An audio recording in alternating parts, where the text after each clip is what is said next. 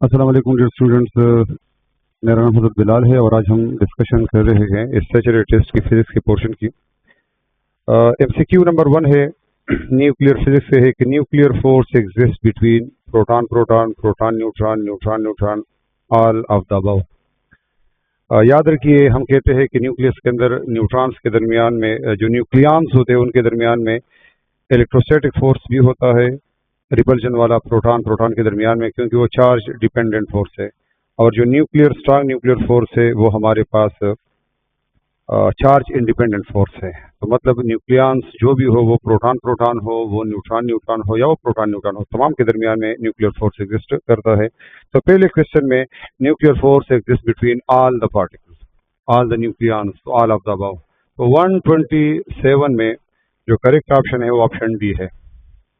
128 MCQ है, if incoming photon of energy 6 electron volt strikes an element with a work function of the 2 electron volt, the maximum kinetic energy of the ejected electron। याद रखिए photon की जो energy होती है incoming की, वो हम लिखते हैं HF is equal to work function plus kinetic energy of the ejected electron. ये वो एनर्जी है जो इलेक्ट्रॉन को एमिट करने में, एमिशन में, और फिर ये काइनेटिक एनर्जी वो इलेक्ट्रॉन गेन करके एक्सेलरेट होते हैं। अब हमें इनकमिंग फोटोन की एनर्जी 6 इलेक्ट्रॉन वोल्ट गिवन है, वर्क फंक्शन है 2 इलेक्ट्रॉन वोल्ट का, तो काइनेटिक एनर्जी कितनी होगी? तो अगर हम इसको इधर लेके आए तो 6 माइनस 2 से क्या आएगा, 4 आएगा। तो काइनेटिक एनर्जी हमारे पास आएगी 4 इलेक्ट्रॉन वोल्ट। ठीक है, तो इसमें जो करेक्ट ऑप्शन था वो ऑप्शन नंबर सी है। नेक्स्ट है 129 MCQ, which of the following waves is unidirectional? Half wave rectified wave. याद रखिए जब हम ये साइनोसाइडल वेव जब हम पास करें थ्रू रेक्टिफायर, तो हमें ये हाफ वेव जो है वो रेक्टिफाइड हालत में मिल जाती है। तो ये कहलाती है हाफ वेव रेक्टिफिकेशन। ठीक है, ये प्लस हाफ साइकिल को तो ये पास होने देती है, लेकिन माइनस को ये ब्लॉक करती है, डाइवर्ट। ठीक है, इसी तरह अगर हम फुल वेव रेक्टिफिकेशन की बात करें, इसमें दोनों जो साइकिल है वो रेक्टिफाइड होके दोनों इस तरह बन जाएंगे। तो ये है हाफ वेव रेक्टिफिकेशन, ये है फुल रेक्टिफाइड वेव्स, दोनों यूनिडायरेक्शनल आपके पास बनती है। लेकिन अगर हम अल्टरनेटिंग की बात करें तो अल्टरनेटिंग हमारे पास इसकी पोलरिटी या डायरेक्शन चेंज होती रहती है। तो इन तीनों में से ये दोनों जो है ये यूनिडायरेक्शनल है, और ये क्या होगी, बाई डायरेक्शनल होगी। तो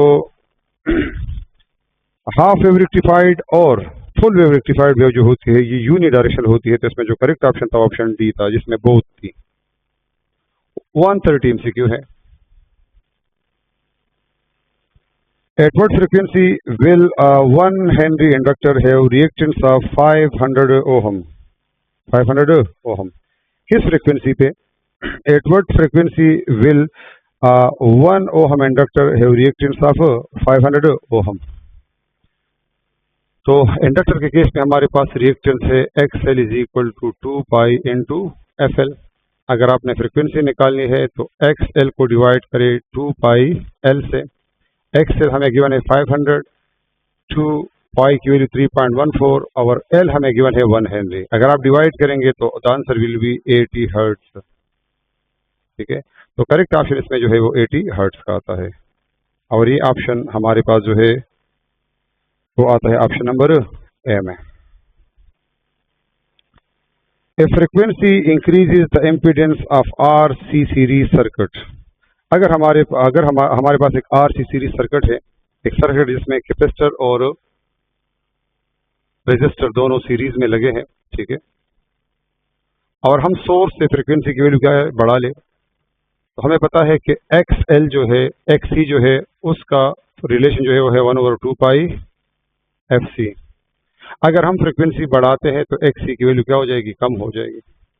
तो फ्रीक्वेंसी के इंक्रीज होने से रिएक्टेंस की वैल्यू या रेजिस्टेंस की वैल्यू डिक्रीज होती है। तो इसमें जो करेक्ट ऑप्शन होगा वो ऑप्शन नंबर बी है, option B is the correct one. ठीक है, हाँ अगर ये हमारे पास LR सर्किट होता, RC की जगह RL सर्किट होता, तो फिर हमारे पास फ्रीक्वेंसी के इंक्रीज से रेजिस्टेंस की वैल्यू क्या होती, वो इंक्रीज होती। ठीक है, इसमें करेक्ट ऑप्शन जो ऑप्शन नंबर बी है। नेक्स्ट MCQ है 132, phase of AC current wave eight negative peak, अगर हमारे पास ये एसी करंट है, अल्टरनेटिंग करंट है, हम इसको ड्रा करते हैं, ठीक है, करंट वर्सेस थीटा, तो यहाँ पे एंगल हमारे पास 0 डिग्री होती है, यहाँ पे हमारे पास π/2 होती है, यहाँ पे हमारे पास पाई है, और यहाँ पे हमारे पास 3π/2 होती है, और यहाँ पे हमारे पास 2π होगी। तो कह रहे हैं कि हमारे पास एक पीक, तो मैक्सिमम पॉजिटिव पीक हमें मिलता है π/2 पे, यहाँ पे नेगेटिव पीक पूछा गया था, नेगेटिव पीक कहाँ पे हमारे पास मिलेगा, तो ये एंगल हमारे पास क्या है, फेस 3π/2, फेस से बड़ा एंगल है बेटा। तो करेक्ट ऑप्शन यहाँ पे ऑप्शन नंबर डी होगा। 133 की तरफ आते हैं, एमसीक्यू है। A photon while passing through a magnetic field is deflected towards the north pole, south pole, which pole? तो याद रखिए फोटॉन पे कोई चार्ज नहीं होता, चार्ज पार्टिकल इलेक्ट्रिक फील्ड और मैग्नेटिक फील्ड में डिफ्लेक्ट होते हैं, क्योंकि फोटॉन पे कोई चार्ज नहीं है तो इस पे कोई डिफ्लेक्शन नहीं होगी, तो नन ऑफ द अबव इसमें ऑप्शन है। 134, is it possible to set a charge at rest into motion with the help of magnetic field? क्या मैग्नेटिक फील्ड की वजह से हम, मैग्नेटिक फील्ड हमने कहा था हमारे पास इलेक्ट्रिक फील्ड चार्ज को एक्सेलरेट करता है, लेकिन मैग्नेटिक फील्ड का चार्ज को एक्सेलरेट नहीं कर सकता, तो नो ऑप्शन इसमें है, नो, ऑप्शन बी है नो। 135 है, which of the following is not the same as watt? Watt का यूनिट, तो वाट हमारे पास पावर का यूनिट है, तो पावर को अगर हम लिखे W/T तो ये जूल पर सेकंड बन जाएगा। इसी तरह पावर को हम लिखे IV तो ये एम्पेयर इनटू सेकंड बन जाएगा, ठीक है। और अगर अच्छा नेक्स्ट क्या है, अच्छा एम्पेयर इनटू वोल्ट बन, एम्पेयर इनटू वोल्ट बन जाएगा। अगर वोल्ट को V = IR फार्मूले से हम लिखे एम्पेयर इनटू ओहम, इधर पुट करें तो हमारे पास पावर का यूनिट बन जाएगा एम्पेयर स्क्वायर इनटू ओहम। तो ये भी यूनिट हो सकता है, एम्पेयर वोल्ट भी हो सकता है, और एम्पेयर स्क्वायर ओहम भी हो सकता है, लेकिन जो लिखा है एम्पेयर बाय वोल्ट ये हमारे पास वाट से नहीं आ सकता, ठीक है। तो इसमें जो करेक्ट ऑप्शन नहीं वो A/V वाला है, जो ऑप्शन नंबर बी बनता है हमारे पास, A/V वाला। अच्छा 136 की तरफ आते हैं, MCQ. When two capacitors of the same capacitance C are connected in parallel, हमें पता है कि जब हम दो कैपेसिटर को जिनकी कैपेसिटेंस सीरीज पैरेलल में लगाएंगे तो इक्विवेलेंट C + C से क्या आ जाएगा, 2C आ जाएगा, ये पैरेलल केस के लिए है, ठीक है। इसी तरह सीरीज केस के लिए हमारे पास क्या हो जाएगा, C = C/2 आ जाएगा, C/2 अगर सेम कैपेसिटर है। अगर हम इनका आपस में रेशियो ले लें कि पैरेलल का रेशियो ले लें सीरीज के साथ, तो 2C/C/2 हो जाएगा, जिससे आ जाएगा 4C/C, C से आपस में कैंसिल, तो 4:1 आएगा। तो इसमें जो करेक्ट ऑप्शन है ऑप्शन नंबर बी है। नेक्स्ट एमसीक्यू की तरफ आते हैं।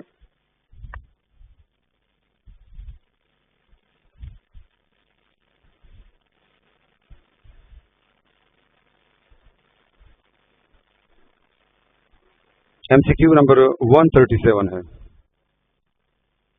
137। Electric field intensity is increased by 3 times the energy density. Energy density का electric field is half εr हमारे पास E² ही रिलेशन है, तो U का एनर्जी डेंसिटी का E² के साथ हर एक रिलेशन है। अगर हम इसको 3 गुना बढ़ाते तो स्क्वायर 3 का स्क्वायर क्या हो जाएगा, 9 हो जाएगा। तो मतलब ये हुआ कि अगर हम इलेक्ट्रिक फील्ड की स्ट्रेंथ को 3 गुना बढ़ाएंगे तो एनर्जी डेंसिटी में 9 गुना इजाफा होगा, ठीक है। तो करेक्ट ऑप्शन यहाँ पे जो है ऑप्शन डी है। 138 है, ठीक है। Electric field intensity inside a capacitor with a surface charge density, ठीक है। अगर हमारे पास कैपेसिटर है, ठीक है, ये पॉजिटिव प्लेट है कैपेसिटर का, और ये जिसका ये है, और ये नेगेटिव है जिसका -A है। फिर इसके इनसाइड हमारे पास फील्ड की वैल्यू, ये बिल्कुल इस तरह है। पैरेलल प्लेट जो आपने पढ़े थे जब एप्लीकेशन गाज़िला की पढ़ रहे थे, तो उसमें आपने कहा था कि हमारे पास two oppositely charged parallel plates हो कैपेसिटर की तरह, ठीक है। तो इनके अंदर किसी पॉइंट पे इलेक्ट्रिक फील्ड इंटेंसिटी की वैल्यू क्या होती है, हमारे सिग्मा और एप्सिलॉन के बराबर, एप्सिलॉन नॉट के बराबर, ठीक है। तो अपोजिटली चार्ज प्लेट्स बिल्कुल कैपेसिटर की प्लेट की तरह, ठीक है, इसके अंदर किसी पॉइंट पे इलेक्ट्रिक फील्ड इंटेंसिटी की वैल्यू सिग्मा और एप्सिलॉन नॉट की बराबर होती है। तो करेक्ट ऑप्शन नंबर ए है, सिग्मा और एप्सिलॉन नॉट, ठीक है। 139 है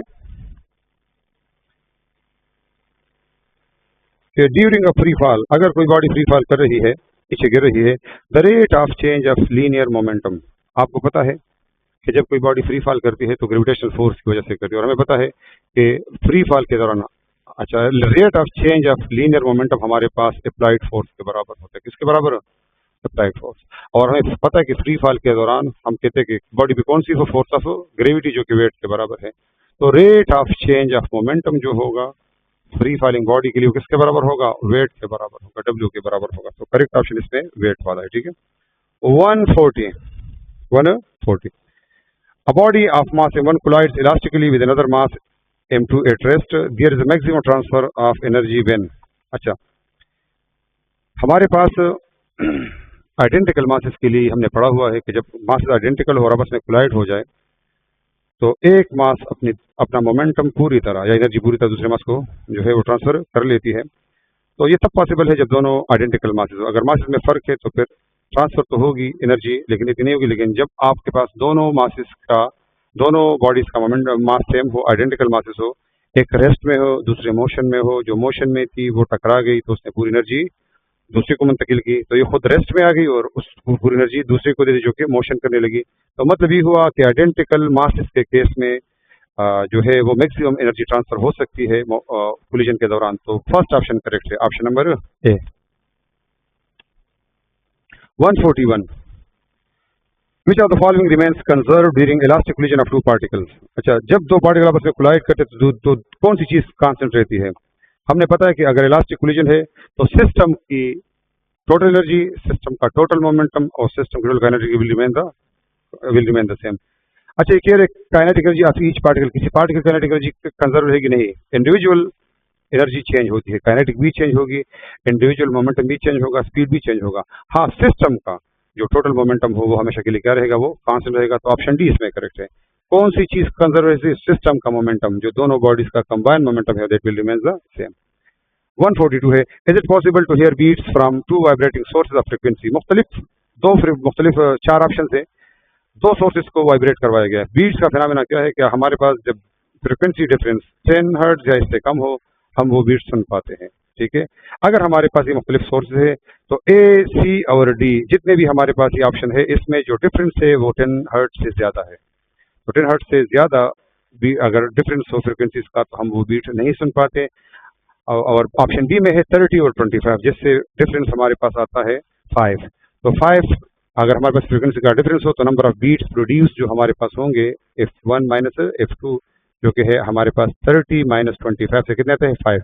तो 5 बीट पर सेकंड हमारे लिए जो है वो ऑडिबल हम सुन सकते हैं, ठीक है। तो करेक्ट ऑप्शन हमारे पास बी होगा। 143 है,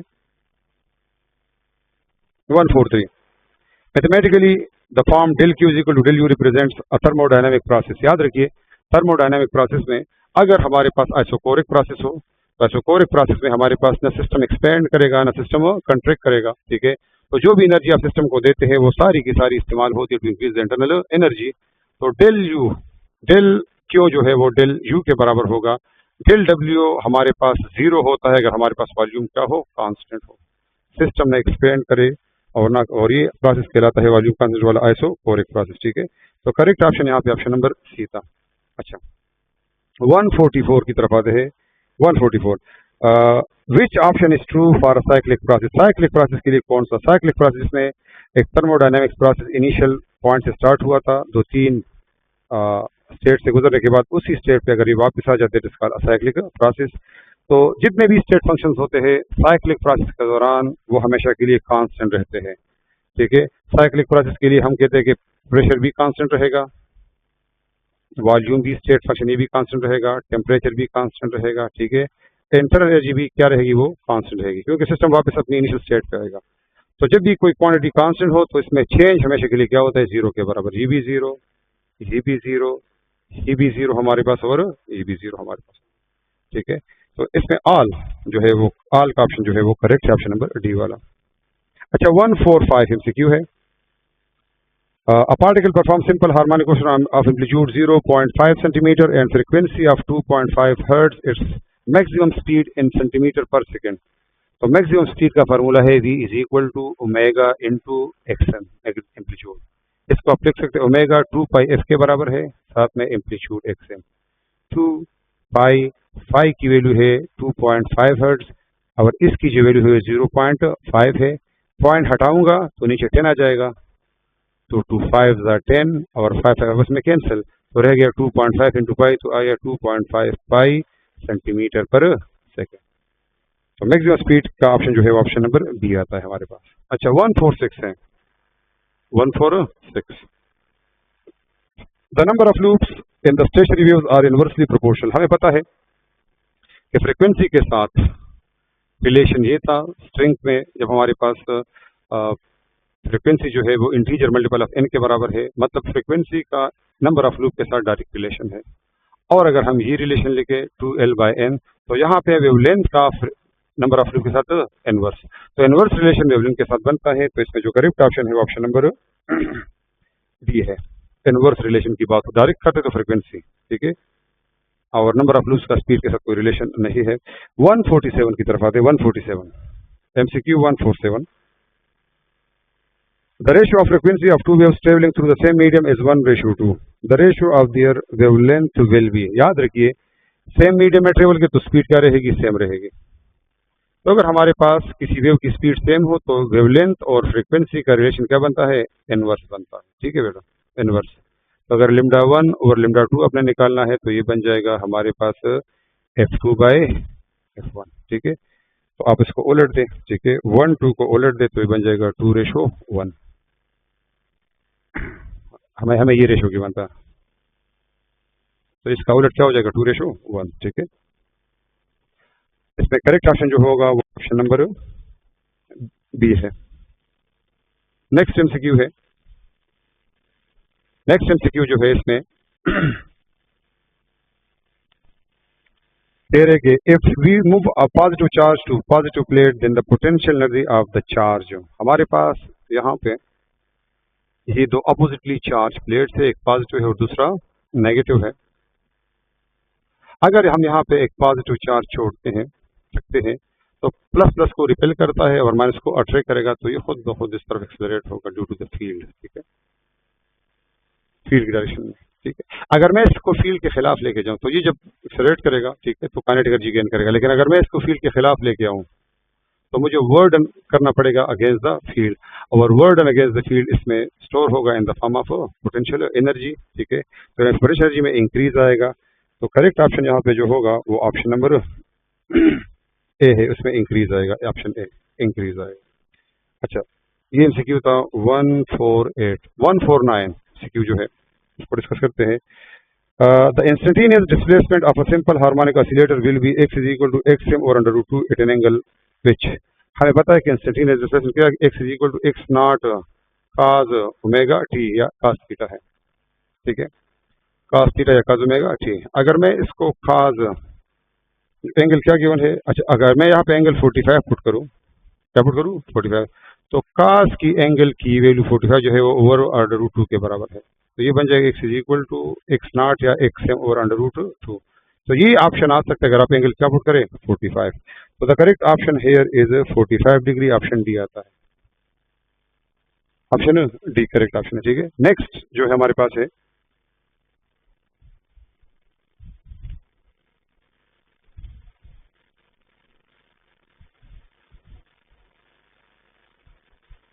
नेक्स्ट क्वेश्चन है which of the following quantity does not remain constant during the uniform circular motion. जब कोई बॉडी सर्कुलर मोशन करती है हमें पता है कि हर पॉइंट पे वेलोसिटी की डायरेक्शन क्या होगी, चेंज होगी। ये पार्टिकल मास m है, इसकी वेलोसिटी यहाँ पे ये है डायरेक्शन। अगर यहाँ पे हो तो मास तो हुई लेकिन डायरेक्शन क्या हुई, चेंज हुई। तो मतलब हर पॉइंट पे मोमेंटम क्या होगा, चेंज होगा, ठीक है। तो मोमेंटम या वेलोसिटी में चेंज आएगा। बाकी टर्म्स जो आपके पास गिवन है वो सारे के सारे स्केलर है, ठीक है। तो मास एक काइनेटिक स्पीड है वो सेम रहेगी, जबकि मोमेंटम में चेंज आएगा। तो ऑप्शन नंबर डी यहाँ पे करेक्ट होगा। ये था हमारे पास question number 150। 151 at x = x0/2 the ratio of kinetic energy to the total energy। Kinetic energy का अगर आप टोटल एनर्जी के साथ रिलेशन लिखते हैं तो आप लिख सकते हैं इसको हाफ के x0² - x² divided by half के x0²। तो बेटा हाफ के तो कैंसिल हुआ, ठीक है, x0² और x की वैल्यू क्या गिवन है, x0/2 गिवन है। तो ये बन जाएगा x0², 2 का स्क्वायर लेंगे तो 4 आ जाएगा, डिवाइडेड बाय x0²। एलसीएम ले लें, ऊपर 4 एलसीएम आ जाएगा तो ऊपर आ जाएगा 3x0² और नीचे आपके पास क्या आ जाएगा x0² आप इसमें कैंसिल तो 3/4 आ जाएगा। तो याद रखिए अगर हम x0/2 पोजीशन पे रेशियो ले ले काइनेटिक और टोटल एनर्जी का तो करेक्ट ऑप्शन जो होगा वो 3:4 आता है, 3:4 आएगा। Is the correct option. तो ऑप्शन नंबर ये बनता है सी। 152 एमसीक्यू है। Conductance is the reciprocal of, conductance जो है वो रेसिप्रोकल का क्या बेटा, वो कंडक्टेंस जो है वो रेजिस्टेंस का रेसिप्रोकल है। तो इसमें करेक्ट ऑप्शन जो होगा वो रेजिस्टेंस कहलाएगा।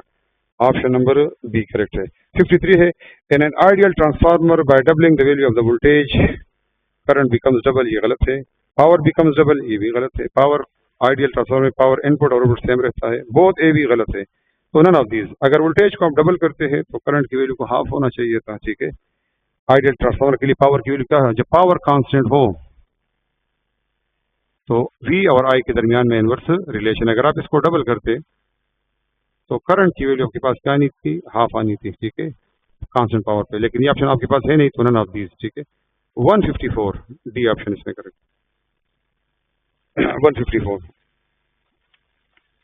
फॉर मोनो एटॉमिक गैस जिसकी CV की वैल्यू गिवन है 3/2R, then the value of gamma will be. हमें पता है कि गेमा किसके बराबर है, CP/CV, ठीक है। और CP minus CV is equal to R होता है। CP को आप लिख सकते हैं R प्लस CV, और आपको पता है कि CV की वैल्यू आपके पास क्या गिवन है, वो गिवन है 3/2R।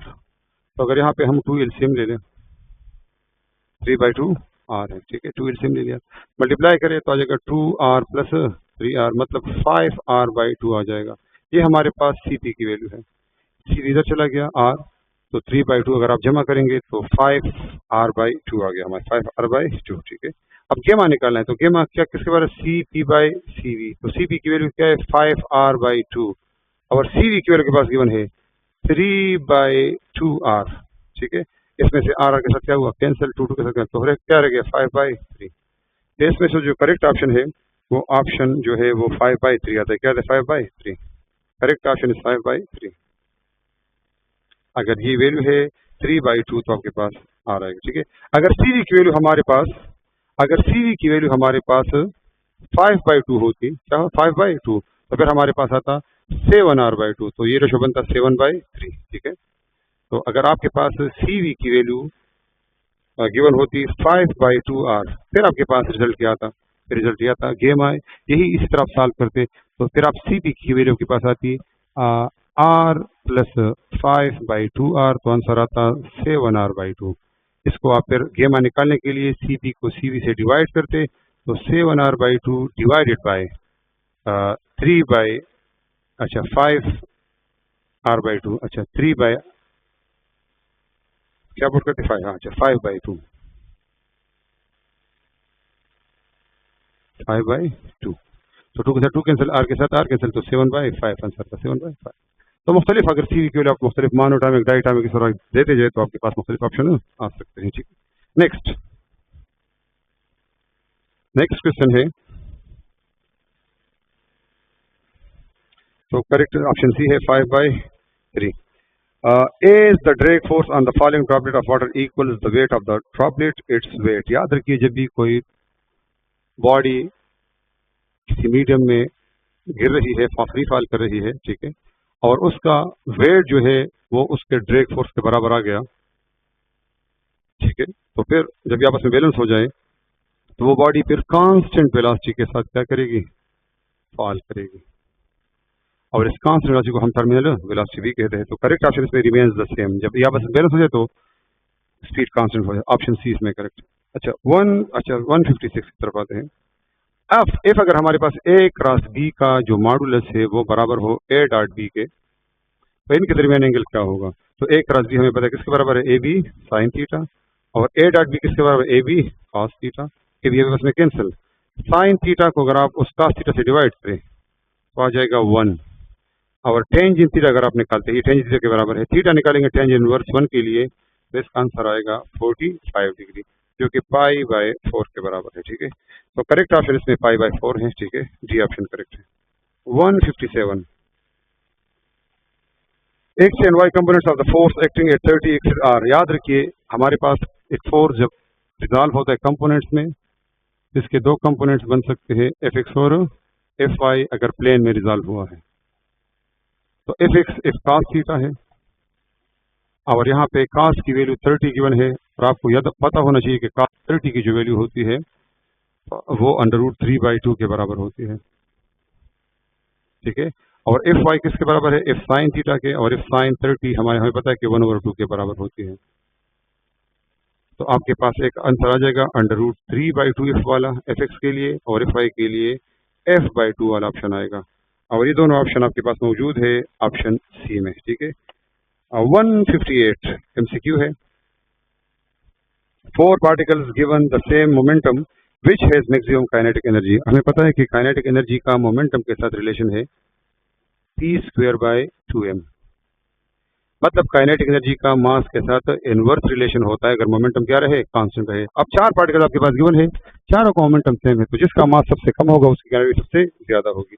इसमें जो करेक्ट ऑप्शन है वो इलेक्ट्रॉन है, इलेक्ट्रॉन का मास इन सब में सबसे है, ठीक है। तो बी ऑप्शन यहाँ पे करेक्ट होगा, मैक्सिमम काइनेटिक एनर्जी इलेक्ट्रॉन के लिए होगी। Viscosity of the fluid is a function of, याद रखिए विस्कोसिटी जो है बेटा, कोएफिशिएंट ऑफ विस्कोसिटी हमारे पास टेम्परेचर के साथ रिलेटेड है, ठीक है।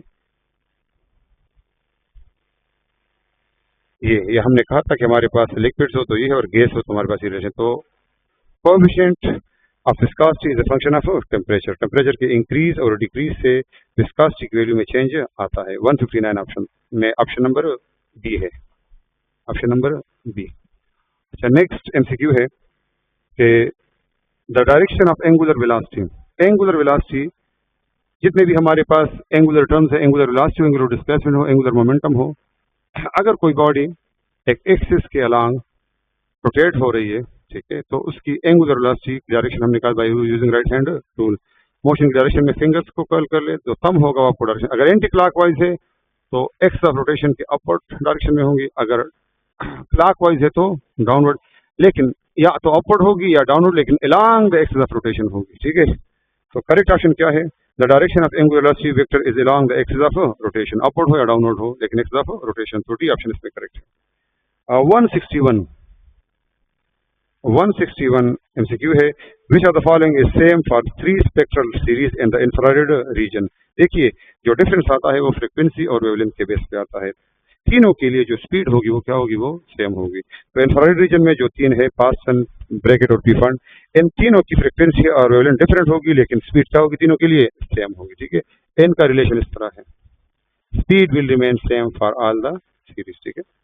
और 162 में आपके पास जो है, जो आपसे पूछा गया कि 162 क्या है, bracket series is obtained when all transition of electron terminate on, higher level से इलेक्ट्रॉन जब जंप करते हैं और कहाँ पे आए, p = 4 पे, ठीक है। हर एक से, हर हायर स्टेट से आएंगे, लेकिन टर्मिनेट कहाँ पे करेंगे बेटा, p4 पे। तो कौन सा सीरीज कहलाएगा, ब्रैकेट सीरीज कहलाएगा। अगर 3 पे करते हैं तो पास्टन है, 2 पे करते तो बाल्मर है, और सबसे नीचे 1 पे करते तो हमारे पास लाइमन सीरीज होगा, ठीक है। तो ये हमारे पास 162 MCQ था, जिसमें करेक्ट ऑप्शन जो ऑप्शन नंबर बी आता है। तो ये इस हफ्ते के MCQ से उम्मीद है आप लोगों को समझ आए होंगे।